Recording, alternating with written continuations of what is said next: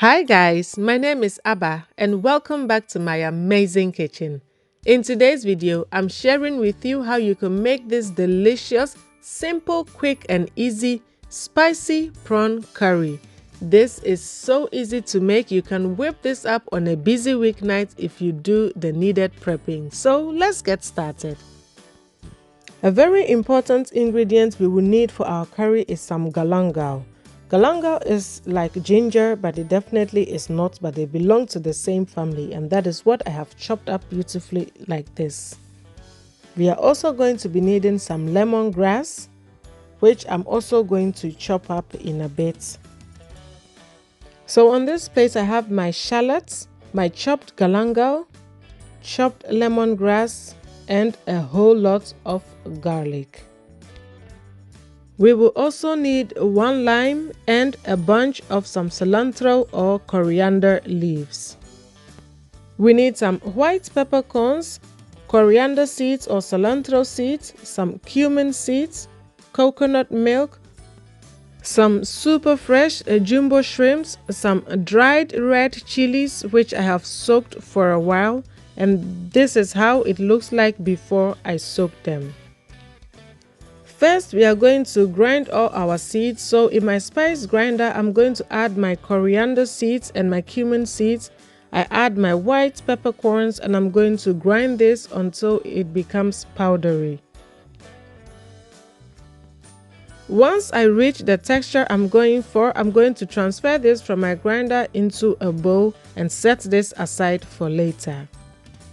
So in my food processor, I'm going to add my shallots, which I have now chopped up, my garlic, my lemongrass, my galangal. I add my coriander leaves and then go ahead and add my soaked red chilies. As you can see, it's a bit hot because I soaked them in hot water. I now go ahead and grate in the zest of my lime. Once you are done grating the zest, cut your lime into 2 and add in the juice of half a lime. Now add your ground white pepper, coriander and cumin seeds we set aside from the beginning. Now this is a trassi, this is a fermented shrimp paste, and this is going to add a very beautiful and lovely umami flavor to our curry paste. A little goes a long way, so just a teaspoon and a half is all you need. So if you are unable to find the fermented shrimp paste, you can leave it out or replace it with some shrimp powder. Finally, add about 4 tablespoons of the water in which you soaked the chili to all the ingredients and blitz this until a fine paste is formed. Alternatively, you can also blend this using a blender, but I want a bit of texture to my curry paste, and that's the reason why I'm using my food processor. So after we are done blending, we are left with this beautiful thick curry paste, and it smells so fragrant and aromatic. You just have to transfer it into a bowl right now and set it aside for later. So with our curry paste done, I'm going to put my pot on the stove and add about 3 tablespoons of some olive oil or any oil of your choice. Once it's hot, I'm going to add about 4 tablespoons of our homemade curry paste.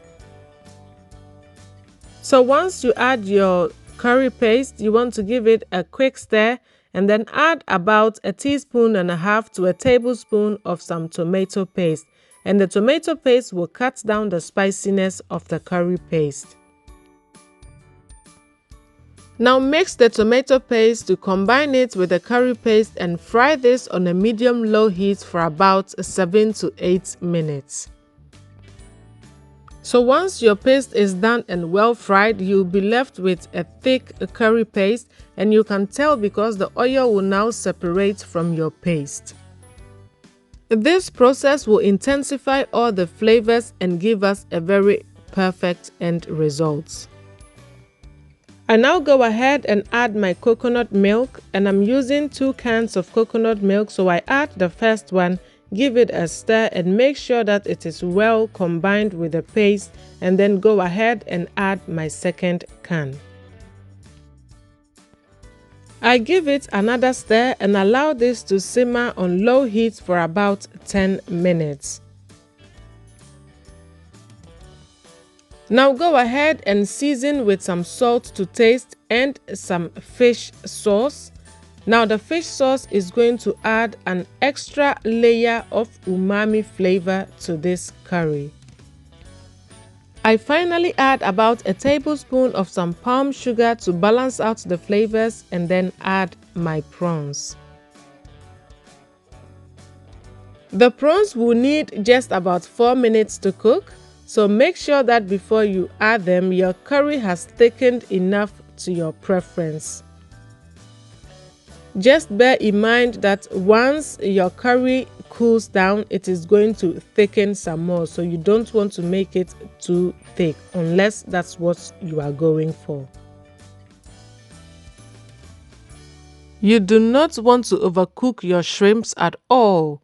So I turned off my heat exactly after 4 minutes because the residual heat in your pan is still going to cook the prawns some more.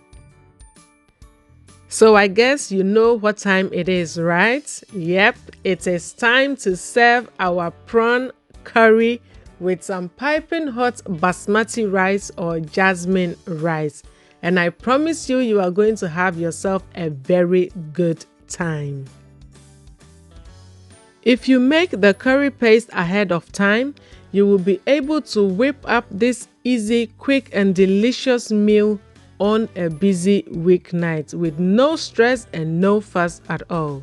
So if you enjoyed this recipe or loved the video, please don't forget to give me a thumbs up, comment, share, subscribe and become part of the amazing family today. And if you have already done that, I want to say a very big thank you to you for coming back always to support me on this channel. I truly appreciate it. Please leave me a comment down below and tell me if this is something you would love to try. I would love to read your comments. So until I come your way next time with another amazingly delicious recipe, please remember that cooking should always be fun and exciting. So cook this meal with love and see it radiate through the hearts of your family. Thank you so much for watching, guys, and see you in my next video. Bye!